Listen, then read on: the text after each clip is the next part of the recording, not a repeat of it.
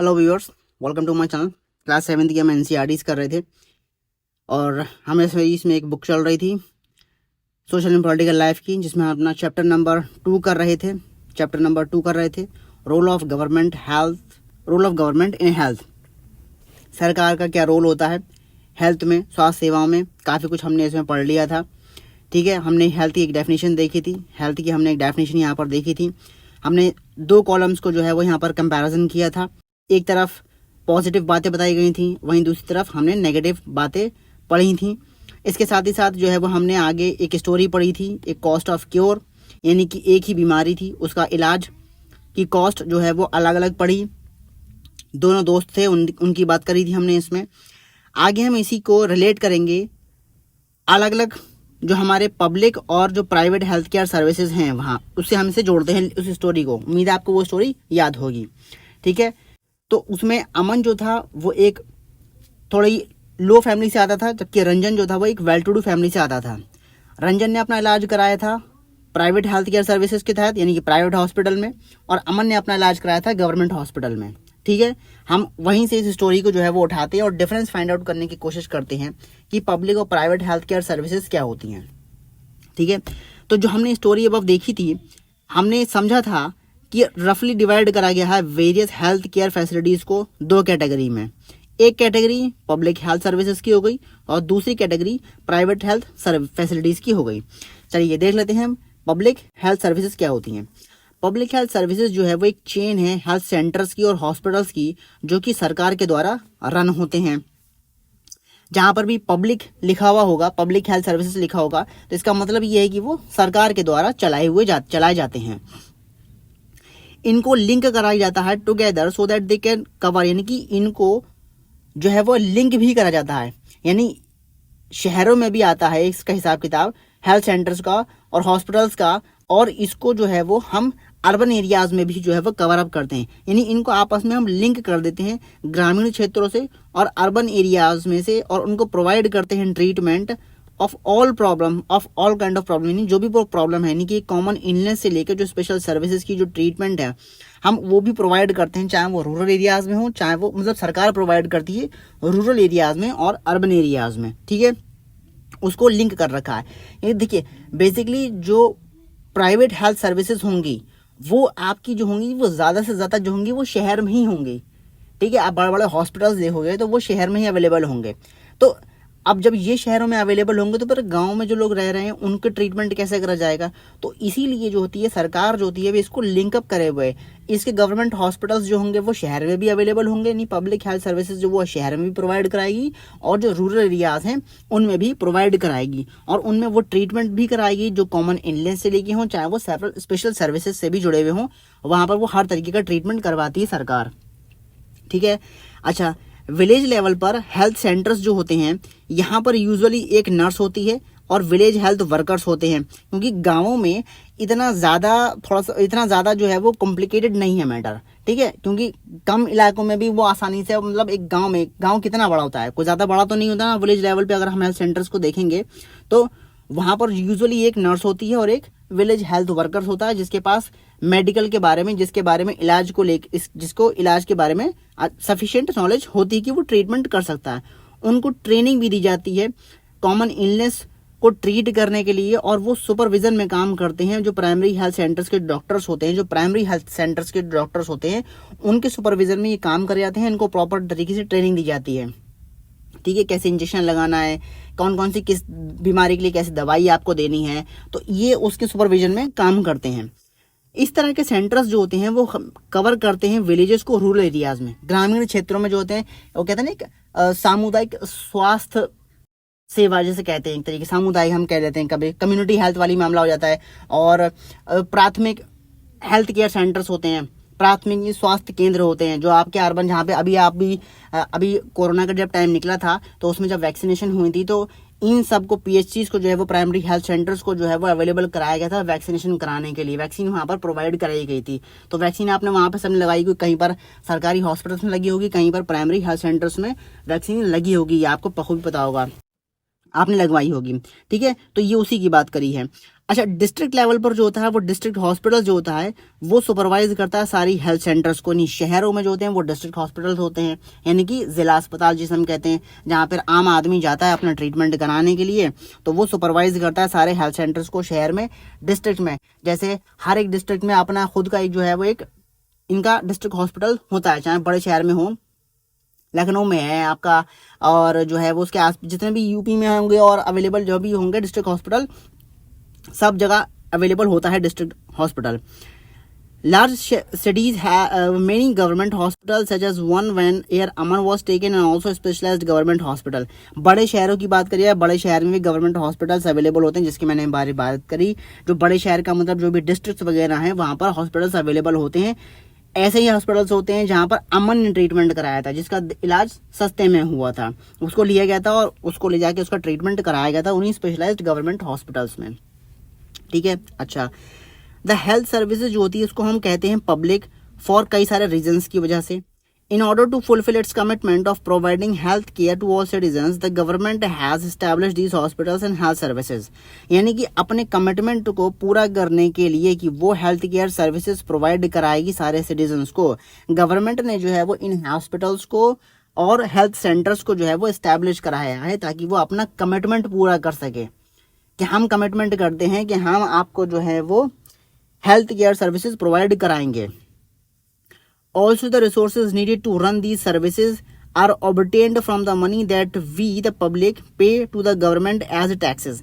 और इन्हीं रिसोर्सेज और इन गवर्नमेंट हॉस्पिटल्स को, हेल्थ सेंटर्स को रन करने के लिए रिसोर्सेज भी प्रोवाइड कराए जाते हैं, ताकि ये आसानी से सर्विसेज जो हैं वो रन कर सके।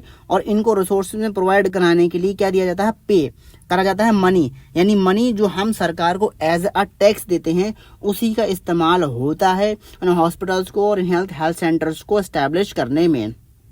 ठीक है। अच्छा, अब हम देख लेते हैं कि टैक्सेस की यहाँ पर बात आ गई, तो इसी से रिलेटेड एक यहाँ बॉक्स में इंफॉर्मेशन दे रखी है, इसको पढ़ लेते हैं कि हम टैक्स क्यों पे करते हैं सरकार को। गवर्नमेंट जो होती है वो टैक्स का मनी, जो पैसा होता है टैक्स का, उसको है वो यूज करती है अलग अलग पब्लिक सर्विसेज के लिए, ताकि जिससे कि जो है वो उससे फायदा मिल सके सिटीजन्स को, यानी लोगों को बेनिफिट प्रोवाइड कराने के लिए, पब्लिक सर्विस देने के लिए गवर्नमेंट टैक्स के पैसे को जो है वो इस्तेमाल करती है। सम सर्विसेज जैसे कि defence, police, judicial system, highways etcetera, ये सब जो है वो सिटीजन्स को बेनिफिट देते हैं। भाई जो है वो डिफेंस यानी आर्मी डिफेंस में आ जाती है, पुलिस हमारे लिए काम करती है, जुडिशियल सिस्टम हमारा जो है वो हमारे लिए काम करता है, सड़कों पे हम चलते हैं, हाईवेज पे हम चलते हैं गाड़ियाँ ले लेके, तो ये सब हमारे फायदे की बातें हैं। वो टैक्स का पैसा इस्तेमाल होता है इन्हीं चीज़ों को कंस्ट्रक्ट करने में। Otherwise the citizen can not organise these services for themself, क्योंकि अगर हम टैक्स पे नहीं करते सरकार को, तो हमारी इतनी हैसियत नहीं है कि हम इन सर्विसेज को खुद ही अवेल कर सकें, यानी हम डिफेंस भी कर सकें, पुलिस भी, और जुडिशियल सिस्टम की जो ये फैसिलिटीज़ हैं ये हम अपने लिए अरेंज कर सकते हैं, ऐसा पॉसिबल नहीं है। तो ये काम सारा सरकार करती है और उसके लिए हम उसको टैक्स देते हैं। Taxes fund developmental program and services such as education, health care, employment, social welfare, vocational training etc. required for needy citizens। Tax का जो पैसा होता है वो डेवलपमेंटल प्रोग्राम्स के लिए भी खर्च होता है, सर्विसेज के लिए और डेवलपमेंट प्रोग्राम्स के लिए भी खर्च होता है, जैसे कि एजुकेशन प्रोवाइड करा जाए, शिक्षा दी जाए लोगों को, हेल्थ केयर सर्विसेज जिसकी अभी भी बात कर रहे थे वो प्रोवाइड कराई जाए, रोजगार दिया जाए लोगों का जो है वो सामाजिक कल्याण करा जाए, सोशल वेलफेयर करा जाए, उनको वोकेशनल ट्रेडिंग प्रोवाइड कराई जाए, जो भी ज़रूरी लोग हैं जो जिनको ज़रूरत है उन लोगों को जो है वो वोकेशनल ट्रेडिंग प्रोवाइड कराई जाए। टैक्स का जो पैसा होता है उसको यूटिलाइज करा जाता है फॉर रिलीफ और रिहैबिलिटेशन के लिए भी करा जाता है। हम देखते हैं ना कि फंड बनाए जाते हैं, एक तरीके से आपदा फंड बनता है, एक तरीके से डिजास्टर मैनेजमेंट फंड बनता है, NDMA national disaster management fund बनाते हैं हम, NDRF, इस तरीके से तो हम फंड बनाते हैं ताकि जो है वो हम नेचुरल डिजास्टर का जब भी अगर हमारे पास आता है तो हम उस फंड का इस्तेमाल कर सकें दोबारा जो है वो रिहेबिलिट करने के लिए, रिलीफ प्रोवाइड कराने के लिए, बाढ़ से, अर्थक्वेक से, सुनामी से, ठीक है, स्पेस है, कोई न्यूक्लियर मिसाइल जो प्रोग्राम्स हैं, ये भी जो है वो फंडेड होते हैं इन्हीं से, जो हम टैक्स देते हैं, इन टैक्स के जरिए से वो इतना सारा काम करते हैं। ठीक है, पूरा एक जुडिशियल सिस्टम चलता है, डिफेंस पूरा अरेंज करती है सरकार, पुलिस सिस्टम हमारे लिए काम करता है, हाईवेज बनते हैं। ठीक है, health care services, education services, employment, social welfare, ये सब प्रोवाइड कराई जाती हैं। ठीक है, हमारे लिए जो नेचुरल डिजास्टर्स होते हैं उनसे हमको रिलीफ देने के लिए जो है वो फंड का इस्तेमाल करा जाता है। ठीक है, तो बहुत से काम होते हैं जो भी हम टैक्स जो देते हैं उससे बहुत सारे काम सरकार करती है। गवर्नमेंट जो होती है वो प्रोवाइड करती है, स्पेशल सर्विसेज भी प्रोवाइड करती है, खास तौर से गरीब लोगों को जो अफोर्ड नहीं कर सकते उन सर्विसेज को मार्केट से कुछ सर्विसेज ऐसी होती हैं जो वो अफोर्ड नहीं कर सकते, तो उनको, उन गरीब लोगों को जो है वो स्पेशल सर्विसेज प्रोवाइड कराती हैं। ठीक है, ऐसा ही एक एग्जाम्पल है हेल्थ केयर सर्विसेज का, बाकी एग्जाम्पल आप फाइंड आउट करिए। तो ठीक है, तो ये टैक्स को हम क्यों जमा करते हैं और उस टैक्स से क्या क्या काम होता है ये हमने समझा। आगे बढ़ते हैं। Hence some facilities are meant for everyone, such facilities जो होती हैं वो सबके लिए अवेलेबल होनी चाहिए, सबको उसकी जरूरत होती ही होती है, सबके लिए वो होती हैं। One of the most important aspect public health system का जो एक इंपॉर्टेंट एस्पेक्ट ये है कि it is meant to provide quality health care services either free और एट अ लो कॉस्ट, यानी कि इसका एक ये भी एक एस्पेक्ट है पब्लिक हेल्थ सिस्टम का कि इसमें जो भी सर्विस यानी कि जो पब्लिक जो कि एक हेल्थ केयर प्रोवाइड कराई जा रही है, या तो वो फ्री में प्रोवाइड कराई जाए या जो है वो लो कॉस्ट पर प्रोवाइड कराई जाए। ठीक है, अभी एक बात मैंने अभी आपको बताई कि कोरोना में जो वैक्सीन लगी वो सबको जो है वो फ्री में लगी थी, फ्री ऑफ कॉस्ट को प्रोवाइड करी, तो एक हेल्थ सर्विसेज का एक पार्ट है, एक हेल्थ केयर का एक पार्ट है वो हमारे लिए कि उस सरकार ने जो है वो हमको वैक्सीन फ्री ऑफ कॉस्ट लगवाई। ठीक है, और कहीं पर ऐसा हुआ कहीं पर लो कॉस्ट के लिए, क्योंकि कुछ वैक्सीन ऐसी भी थी जिनके लिए पे भी करा गया, कॉस्ट भी दी गई थी। ठीक है, so that even the poor can seek treatment, जिससे कि जो है वो गरीब को भी जो है वो इलाज मिल सके। एक इम्पॉर्टेंट फंक्शन जो है वो पब्लिक हेल्थ का ये है कि वो जो है वो एक्शन लेती है जिससे कि जो है वो बीमारियां, टीबी, मलेरिया, जॉन्डिस और कॉलरा टाइप की, और जो डायरिया है, चिकनगुनिया और एक्सेट्रा टाइप की जो बीमारियां हैं इनको जो है वो प्रिवेंट करा जा सके, यानी इनको जो है वो फैलने ना दिया जाए, टीबी को रोका जा सके, मलेरिया को, जॉन्डिस को, कॉलरा को, डायरिया है या चिकनगुनिया को है, इसको स्प्रेड होने से रोका जाए। इसके लिए भी सरकार जो है वो काम करती है। This has to be organised by the government, government के द्वारा ये ऑर्गेनाइज करा जाता है और इसमें पार्टिसिपेशन होता है लोगों का, तभी, वरना ये इफेक्टिव होगा, अदरवाइज इफेक्टिव नहीं होगा। क्यों? क्योंकि देखिए सरकार जो है वो आपको मुहैया तो करा देगी चीज़ों को, ठीक है, लेकिन उसके लिए जो है वो पीपल्स का पार्टिसिपेशन भी होना ज़रूरी है। ठीक है, अब सपोज कई बार ऐसा केसेस निकले थे, कोरोना का टाइम पीरियड था, तो कोरोना में बहुत सी ऐसी बातें निकल कर आई थी, लोग कह रहे थे कि भाई हम वैक्सीन नहीं लगाएंगे, इसके साइड इफेक्ट होते हैं, इससे लोगों की जानें जा रही हैं। तो अगर इस तरीके से बातें चलती रहती हैं और अफवाहें चलती हैं और उसमें लोगों का कंट्रीब्यूशन और लोगों का पार्टिसिपेशन नहीं होता इस तरीके की बातों को लेके, वो इन सब बातों को बिलीव नहीं करते हैं, तो ये बेनिफिट है ना, तभी तो ये इफेक्टिव होगा। अदरवाइज अगर सब इसी बात को लेके चलते कि भाई वैक्सीन नहीं लगवानी चाहिए, इससे के साइड इफेक्ट हैं, तो भाई कोरोना को हम डिफीट नहीं कर पाते। ठीक है, तो हमारा कोरोना को डिफीट करने का जो हमारा जो प्लान था वो सक्सेस इसीलिए हुआ क्योंकि लोगों ने बिलीव करा कि भाई वैक्सीन जो है वो इफेक्टिव है और इससे हम कोरोना से बचेंगे। ठीक है, तो इसीलिए कहा गया कि लोगों का पार्टिसिपेशन होना बहुत ज़रूरी है। सरकार के साथ सरकार तो अपना काम करेगी ही करेगी, लेकिन जनता को भी जो है वो पार्टिसिपेट करना पड़ेगा, समर्थन देना पड़ेगा, तभी जो है वो हम किसी भी चीज़ को जो है वो हम डिफीट कर सकते हैं, बीमारियों को हम डिफीट कर सकते हैं।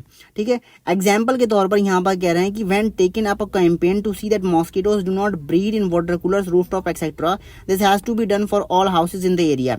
अब यहाँ पर डेंगू की बात होती है, हम हमेशा अक्सर सुनते हैं कि भाई डेंगू के मामले को लेके कि डेंगू को जो है वो पनपने नहीं दिया जाना चाहिए, हम पानी ना स्टोर करें, कहीं पर भी पानी पड़ा हुआ कूलर है वो हमारे, हम उसमें पानी भरते हैं ठंड गर्मी के टाइम पे और वो पानी भरा ही रहता है, तो उसमें क्या होता है भाई डेंगू के जो एग्स होते हैं, डेंगू मॉस्किटो के जो एग्स होते हैं वो उसमें सर्वाइव कर जाते हैं, जिसकी वजह से मलेरिया और डेंगू जैसी बीमारियां और स्प्रेड हो जाती हैं। तो ये अगर सरकार ने हमें इंस्ट्रक्शन दे दिए, अब हम इंस्ट्रक्शन को अगर फॉलो करेंगे तभी तो हम डेंगू से बच पाएंगे, चिकनगुनिया से और बीमारियों से बच पाएंगे, वरना हम तो बीमारियों में पड़े ही रहेंगे। तो ये चीज़ है कि यहाँ पर पार्टिसिपेशन की बताई गई है कि सरकार ने जो आपको दिया है, जो बात कही, इंस्ट्रक्शन दिए हैं कि आप इस तरीके से जो है वो डेंगू मलेरिया से आप प्रिवेंट हो सकते हो।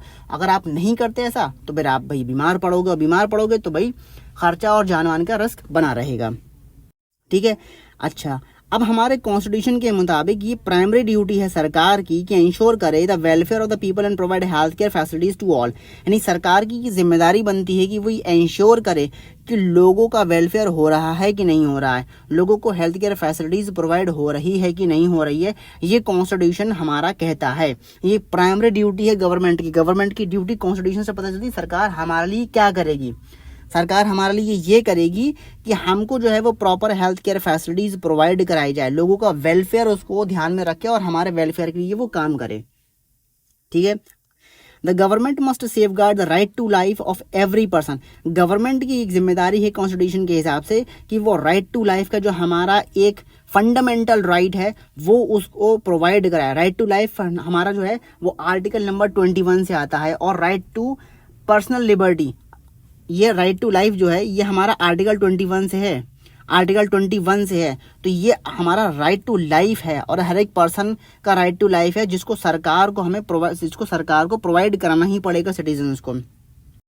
अगर हॉस्पिटल्स जो हैं वो टाइमली जो है वो मेडिकल ट्रीटमेंट प्रोवाइड नहीं करते पर्सन को, तो इसका मतलब ये है कि वो उसके राइट टू लाइफ को वायलेट कर रहे हैं, उसके अधिकारों को, उसकी एक जो फंडामेंटल राइट है उसको जो है वो वायलेट कर रहे हैं। उसका राइट टू लाइफ का जो आर्टिकल में हमें दिया गया है, प्रावधान दिया गया है, उसको वो ब्रीच कर रहे हैं, उसको वो वायलेट कर रहे हैं अगर सरकार हमें जो है वो या हॉस्पिटल जो है वो हमें टाइम पर मेडिकल ट्रीटमेंट प्रोवाइड नहीं करा पा रही है।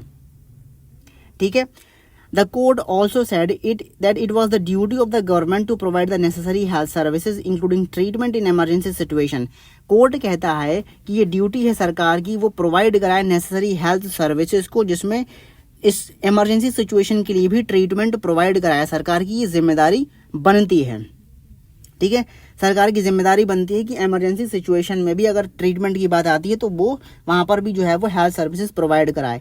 हॉस्पिटल्स और मेडिकल स्टाफ जो है वो अपनी फुलफिल करे ड्यूटीज़ को और एक नेसेसरी ट्रीटमेंट जो है वो प्रोवाइड कराए अगर कोई इमरजेंसी की सिचुएशन होती है।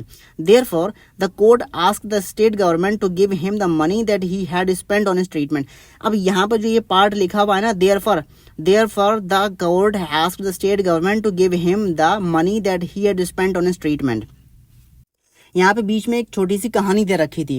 हकीम शेख नाम की एक कहानी, हकीम शेख एक पर्सन थे, उनकी यहाँ पर एक कहानी दे रखी है। उसी के बेसिस पर यहाँ पर एक कह रहे हैं कि सर कोर्ट ने डिसाइड कराया स्टेट गवर्नमेंट से, ये उसने निर्देश दिए स्टेट गवर्नमेंट को कि स्टेट गवर्नमेंट जो है वो हकीम शेख को पैसा मुहैया कराए जो उन्होंने ट्रीटमेंट कराया है। इसकी कहानी मैं आपको बता देता हूँ कि हकीम शेख जो कि एक मेंबर थे पश्चिम बंगाल खेत मजदूर समिति के, ठीक है, एक मेंबर थे।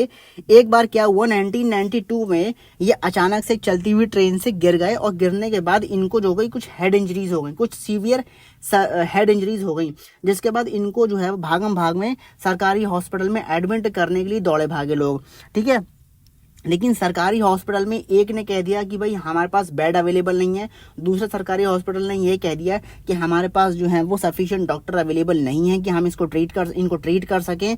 तो ऐसे ही हो गया कि इतना एक 14 घंटे का समय हो गया कि ये इनको किसी भी सरकारी हॉस्पिटल में एडमिशन नहीं मिला, यानी किसी भी सरकारी हॉस्पिटल में ये एडमिट नहीं हो पाए, जिसके बाद इनको फाइनली जो है वो प्राइवेट हॉस्पिटल में अपना ट्रीटमेंट कराना पड़ा और वहाँ पे उनको बहुत सा पैसा खर्च करना पड़ा ट्रीटमेंट के ऊपर।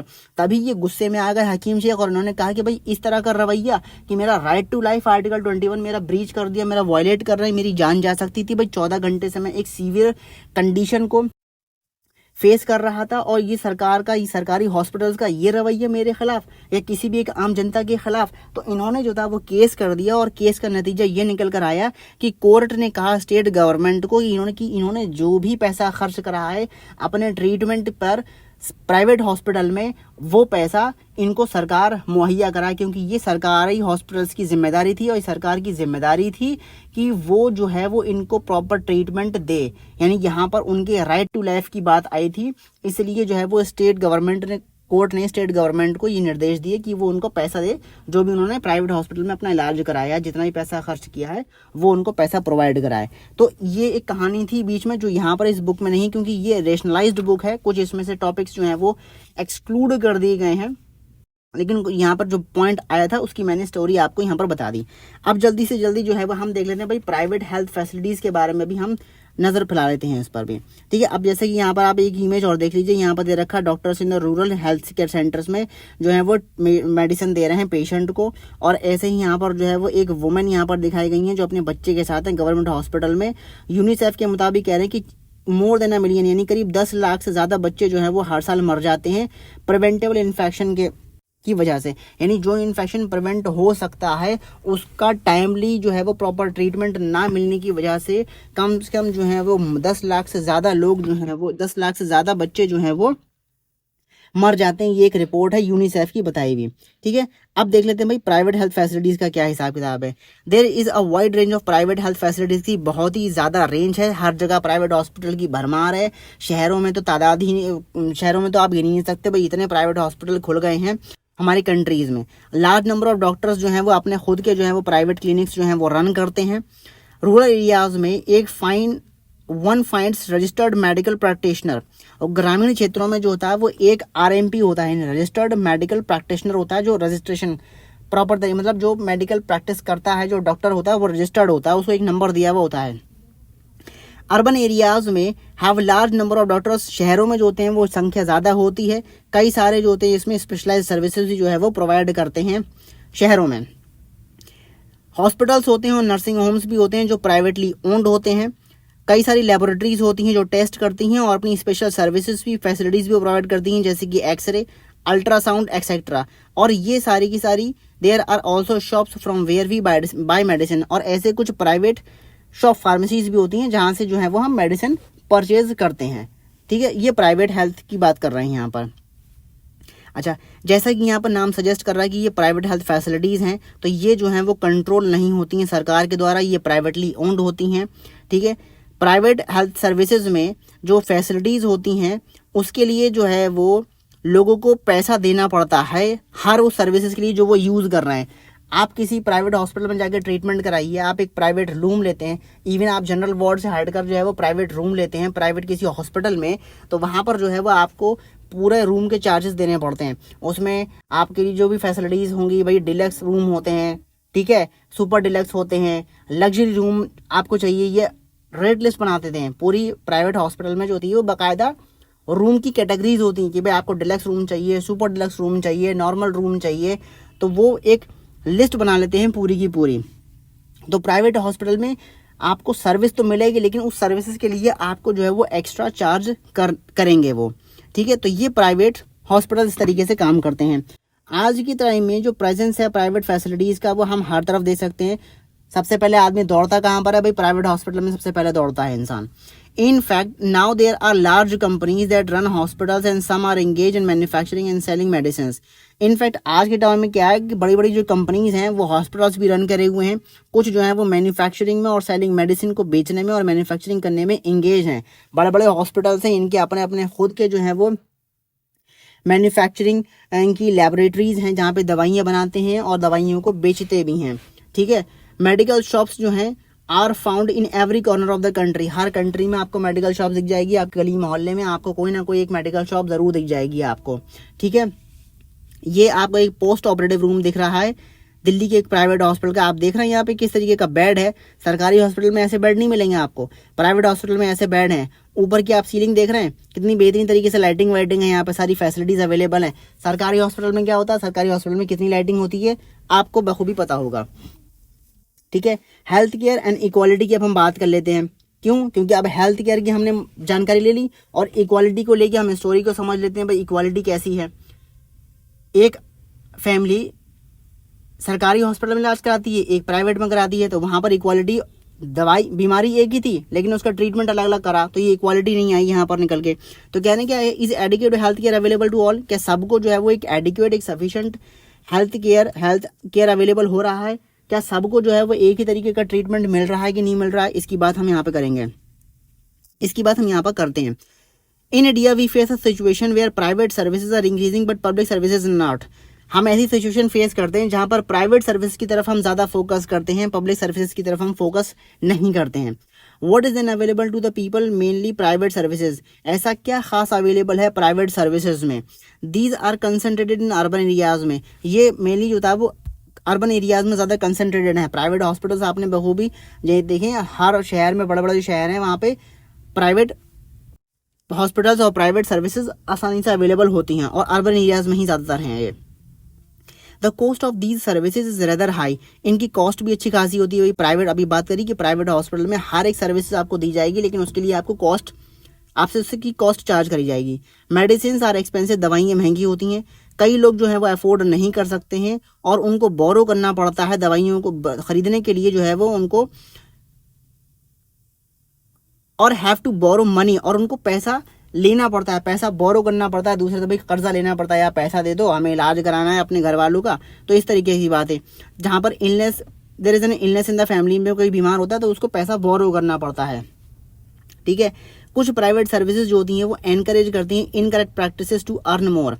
कभी कभार ऐसा भी होता है प्राइवेट एंड जो सर्विसेज देते हैं वो इनकरेक्ट प्रैक्टिसेस करते हैं अर्न करने के लिए, ज़्यादा से ज़्यादा पैसा करने के लिए। गब्बर मूवी तो आपने देखी होगी सबने। ठीक है। पाटिल हॉस्पिटल में किस तरीके से धांधलेबाजी चल रही थी, वो एक प्राइवेट हॉस्पिटल था ना पाटिल हॉस्पिटल, तो भैया उसमें किस तरीके से इनकरेक्ट प्रैक्टिसेस चल रही थी वो आपको उसका बखूबी आइडिया होगा। वही एग्जाम्पल आप यहाँ पर उठा के रख लीजिए। एट ए टाइम कभी कभार इनएक्सपेंसिव ऑल्टरनेटिव्स होते हैं, दो हालांकि अवेलेबल होते हैं, नहीं जो ऑल्टरनेटिव्स इनएक्सपेंसिव होते हैं, यानी उसमें वो दिखा देगा ना कि सिजेरियन वाला ऑपरेशन करा लीजिए आप, नॉर्मल डिलीवरी नहीं हो सकती। तो वो यही चीज़ कह रहे हैं कि वो नॉर्मल डिलीवरी अवेलेबल थी उस समय, लेकिन वो सिजेरियन कराना चाहते थे। क्यों? क्योंकि सिजेरियन जो थी वो ज़्यादा खर्चे वाली है, तो उसमें ज़्यादा पैसा जनरेट होगा, इसलिए पाटिल हॉस्पिटल में वो दिखाया गया कि वो इनएक्सपेंसिव ऑल्टरनेटिव होता है, खर्चे वाला मतलब उसमें ट्रीटमेंट नहीं है, लेकिन उसके बावजूद भी जो है वो लोगों को डराते हैं और वो उनसे कह देते हैं कि भाई नहीं यही ट्रीटमेंट हो सकता है अवेलेबल और वो बेस्ट ट्रीटमेंट होगा। खर्चे वाले ट्रीटमेंट को वो ज़्यादा प्रायोरिटी देते हैं एक तरीके से। एग्जाम्पल, कुछ मेडिकल प्रैक्टिशनर्स जो होते हैं वो प्रेस्क्राइब कर देते हैं सुपरफ्लस मेडिसिन, इंजेक्शंस और सलाइंस व्हेन सिंपल मेडिकेशन में सफाइज। कभी कभार जो मेडिकल प्रैक्टिशनर्स होते हैं वो अननेसेसरी टेस्ट आपको कह देते हैं करने के लिए, आप ये टेस्ट करा लीजिए, आप ये टेस्ट करा लीजिए, आप ये टेस्ट करा लीजिए। अंदेशा हो सकता है ऐसा, आपको वो अननेसेसरी जो है वो ज़्यादा से ज़्यादा मेडिसिन दे देंगे। भाई एक वायरल बीमारी जैसे कि उसके साथ हुआ था, रंजन के साथ हुआ था, एक वायरल बीमारी हुई थी उसे, एक वायरल फीवर था उसे, वायरल फीवर में उसको जो है वो 4-5 दवाइयाँ दे दी। वहीं सरकारी हॉस्पिटल में उसी वायरल फीवर के लिए जो है वो उसको एक कैप्सूल दवाई देगी थी और वो उसी से वो सही हो गया। तो वो यही कह रहे हैं कि जो मेडिकल प्रैक्टिशनर्स होते हैं वो सुपरफ्लस मेडिसिन दे देते हैं, यानी अननेसेसरी, जिसकी दवाई की ज़रूरत ही नहीं है वो भी उनको दवाई दे देते हैं। क्यों? क्योंकि उनको पैसा जनरेट करना है। अननेसेसरी इंजेक्शन दे देंगे, सलाइंस दे देंगे, जहाँ पर एक छोटा सा मेडिकेशन सफिशिएंट होता है, ट्रीटमेंट हो जाता है उसी से, लेकिन वो ट्रीटमेंट नहीं करते, वो पैसा बनाने के लिए जो है वो ज़्यादा से ज़्यादा दवाइयाँ प्रेस्क्राइब कर देते हैं। अच्छा, इसी की बात आती है तो यहाँ पर मेडिसिन के कुछ एथिक हैं। इंडियन मेडिकल काउंसिल जो है, मेडिकल काउंसिल हमारे इंडिया का जो है, उसमें कोड ऑफ जो मेडिकल एथिक्स हैं, मेडिकल एथिक्स के जो कोड हैं वो स्टेट करते हैं कि हर एक फिजिशियन जो है एज फार एज पॉसिबल, जहाँ तक हो सके प्रेस्क्राइब करें ड्रग्स को जो कि जेनरिक नेम होते हैं, दवाइयों के जेनरिक नेम जो है वो प्रेस्क्राइब करें, ना कि ब्रांड नेम। और उनको इंश्योर भी करें कि that there is a rational prescribe और यूज़ ऑफ ड्रग्स हो रहा है, यानी कि वो प्रेस्क्रिप्शन जो है वो रेशनल है, यूज़ ऑफ ड्रग्स जो भी हो रहा है उसका वो एक सही तरीके से ड्रग्स का इस्तेमाल हो रहा है। ठीक है। तो ये मेडिकल एथिक्स में जो बताई गई है बात कि जेनरिक मेडिसिन का नाम प्रेस्क्राइब करें। ठीक है। एग्जाम्पल के तौर पर दे दिया जाए, अगर देखिए डॉक्टर ने आपको पर्चे में लिख दिया होता है कि डोलो 650 आप खा लो। डोलो 650 क्या चीज़ है? वो एक ब्रांड नेम है। डोलो 650 जो है वो एक ब्रांड नेम है। ठीक है। पैरासीटामोल का पत्ता आप खा लेते हो तो वो भी एक तरीके का ब्रांड नेम है। क्रोसिन नाम का जो है ये सब ब्रांड नेम है। आपको कंपोजिशन का, सॉल्ट का कंपोजिशन का नाम आपको देना पड़ता है, वो एक जेनरिक मेडिसिन बन जाता है। ठीक है। जेनरिक मेडिसिन बेसिकली सस्ती दवाइयाँ होती हैं एक तरीके से। ठीक है। अब तो सरकार ने जो है वो जनौषधि केंद्र खोल दिए हैं, वहाँ पे आपको आसानी से जो है वो सस्ती दवाइयाँ मिल जाती हैं। तो ये चीज़ कहीं कहीं एक मेडिकल एथिक्स में आता है, वो फॉलो होते नहीं है प्राइवेट हॉस्पिटल्स में। In fact, barely 20% of the population can afford all the medicine that they require during an illness. बीमारी के टाइम पे सिर्फ 20% की आबादी जो है वो मेडिसिन को अफोर्ड कर सकती है, वरना hence even for those whom one might not think as being poor, medical expenses causes hardship. ठीक है। कुछ लोगों के लिए जो है वो समस्याएं बनती हैं, कुछ लोगों के लिए परेशानियां होती हैं, और बाकी लोग जो है 20% आबादी ही लोग जो होती है वो परचेज कर लेती है, वरना तो बाकी लोग तो ऐसे ही जो है वो उनको दवाइयाँ लेनी ही पड़ती हैं मजबूरी में। It was reported in a study that 40% of the people who are admitted out to the hospital for some illness or injury have to borrow money or sell some of their possessions to pay for the expenses. एक report के मुताबिक ये बताया गया कि 40% people जो admit होते हैं हॉस्पिटल्स में किसी बीमारी की वजह से, किसी इंजरी की वजह से उनको पैसा बोरो करना पड़ता है और अपनी कुछ जो संपत्ति होती है उस खर्चे को पूरा करने के लिए अपनी उस संपत्ति को जो है वो उन्हें बेचना पड़ जाता है, अपनी पोजेशंस को जो है वो उनको गिरवी रखना पड़ता है या उनको बेचना पड़ता है, ज़मीन को अपनी बेचना पड़ जाता है ताकि वो पैसा अरेंज कर सके बीमारी से निपटने के लिए. For those who are poor, वो लोग जो लोग गरीब हैं, जो पुअर हैं, हर एक every illness in the family is a cause of great anxiety and distress. For those who are poor, जो लोग गरीब हैं, हर एक इलनेस जो है फैमिली में जो होती है वो उनके लिए बड़ी एक चिंता का विषय और एक बड़ी ही परेशानी का सबब होती है. ठीक है, गरीब के लिए तो बीमारी का आना मतलब ये है कि उनकी ज़िंदगी पर एक और बोझ बढ़ जाना, उनकी ज़िंदगी में एक और परेशानी का आ जाना. व्हाट इज़ वर्स, क्या और वर्स है, एक वर्सन कहते हैं बदतर है, और क्या बदतर सिचुएशन आ जाती है कि tends to happen again and again, और वो सिचुएशन बार बार आना. ठीक है, गांव में अक्सर होता है, बीमारियां जो होती हैं वो इतनी आसानी से नहीं निपटती, तो एक बार आप ट्रीटमेंट आपने करा लिया उसके बाद फिर आपको वो बीमारी दोबारा से आने के चांसेस हो जाते हैं. जो लोग पुअर हैं इन पहली प्लेस में अंडर नरिश्ड, सबसे पहले तो वो अंडर नरिश्ड होते हैं. जो गरीब होते हैं वो सबसे पहले तो क्या होते हैं, वो अंडर नरिश्ड होते हैं. उनकी हेल्थ जो होती है वो वैसे ही कमज़ोर होती है. These family not eating as much as they should, उन फैमिलीज, वो फैमिलीज उतना नहीं खा पाती जितना खाना चाहिए. जो एक प्रेस्क्राइब्ड जो है वो एक कैलोरी रेट होता है खाने का, वो उनको सफिशिएंट तरीके से नहीं मिलता, तो जाहिर सी बात है पहले ही वो अंडर नरिश्ड रहते हैं. इसीलिए they are not provide basic necessities, उनको जो है वो जो बेसिक नेसेसिटीज़ हैं, जो ज़रूरी चीज़ें हैं वो तक उनको मुहैया नहीं होती. जैसे कि पीने का पानी उनको अवेलेबल नहीं है. ठीक है, उनके पास घर की व्यवस्था नहीं है, उनके आसपास का जो सराउंडिंग्स है वो साफ़ सुथरी नहीं है, एक्सेट्रा. ऐसी बहुत सी चीज़ें हैं जिनकी वजह से जो इनको बेसिक नेसेसिटीज़ नहीं हो पाती पूरी. And therefore are more likely to fall it, और उनके चांसेस बन जाते हैं कि वो बीमार पड़ जाते हैं. जो एक्सपेंसेस होता है बीमारी को ट्रीट करने का, वो उनकी सिचुएशन को जो है वो और बदतर कर देता है. एक तो उनकी सिचुएशन वैसे ही अंडर नरिश्ड है, उनको खाने पीने को वैसे नहीं मिल रहा, ऊपर से और बीमारी का लग जाना, उससे उनकी सिचुएशन जो होती है वो और वर्स हो जाती है. Sometimes it is not only the lack of money, कभी कभार जो है पैसे की कमी ही जो है वो पैसे की कमी ही नहीं होती, बट जो प्रिवेंट करती है people from getting proper medical treatment. यानी कि पैसे की कमी ना होना ही जो है वो एक रीज़न नहीं है कि लोग प्रॉपर मेडिकल ट्रीटमेंट नहीं अफोर्ड कर पाते हैं. कभी कभार वुमेन, या फॉर एग्जांपल वुमेन को अगर लिया जाए, इनको लेकर जो है वो प्रॉम्प्ट मैनर में जो है वो ट्रीटमेंट नहीं होता. यानी वुमेन को लेके ज़्यादा ये लोग सतर्क नहीं रहते, वुमेन के हेल्थ इश्यूज़ को लेके ज़्यादा सतर्क नहीं रहते, उनको प्रॉम्प्ट मैनर में जो है वो ट्रीटमेंट नहीं मुहैया कराते. वुमेन की हेल्थ को जो है वो ज़्यादा इम्पोर्टेंट कंसिडर नहीं करा जाता then the health of the man. यानी कि आदमी की सेहत का ख़राब होना ज़्यादा उनके लिए फोकस करता है, ज़्यादा उस पर जो है वो उनको अटेंशन देता है. वुमेन की हेल्थ को लेके वो ज़्यादा इतना सीरियस नहीं है. कई सारे ट्राइबल एरियाज़ जहाँ पर बहुत ही कम हेल्थ सेंटर्स हैं वो प्रॉपर तरीके से रन नहीं करते. इवन जो प्राइवेट हेल्थ सर्विसेज हैं वह भी वहाँ पर अवेलेबल नहीं है, क्योंकि ट्राइबल एरियाज़ में भी अवेलेबल नहीं होंगी. ज़्यादातर प्राइवेट सर्विसेज जो हैं वो शहरों में अवेलेबल हैं, तो वो ट्राइबल एरियाज़ में भी ऐसी सिचुएशंस होती है जहाँ पर प्रॉपर हेल्थ सेंटर्स नहीं होते हैं. क्या करा जा सकता है इसके बारे में देख लेते हैं. कि एक लिटिल डाउट है कि हेल्थ सिचुएशंस जो हैं वो ज़्यादातर लोगों के कंट्री में जो हैं वो अच्छी नहीं है. रेस्पॉन्सिबिलिटी है सरकार की, वो जो है वो क्वालिटी हेल्थ केयर सर्विसेज सारे सिटीजन्स को प्रोवाइड कराए, और ख़ास तौर से उन लोगों को जो गरीब हैं और जो डिसएडवांटेज है, जिन तक वो फैसिलिटीज़ नहीं पहुंच पाती हैं. हालांकि हेल्थ जो है वो is much dependent on, health जो है वो डिपेंडेंट है बेसिक एमिनिटीज़ पर. बेसिक एमिनिटीज़ कौन सी हो गई कि पानी साफ़ सुथरा हो, रहने की व्यवस्था अच्छी खासी हो, आसपास हमारे सराउंडिंग हो, प्रॉपर सैनिटेशन हो. ठीक है, खाना हमारे पास सही अच्छा सुथरा अवेलेबल हो. ठीक है, तो ये बेसिक एमिनिटीज़ हैं, ये इन पर हम डिपेंडेंट करते हैं. अगर ये सब हमारे पास अवेलेबल होगा तो हमारे बीमार होने के चांसेस कम होंगे. और कुछ सोशल कंडीशंस भी लोगों की हैं as on health care services पर.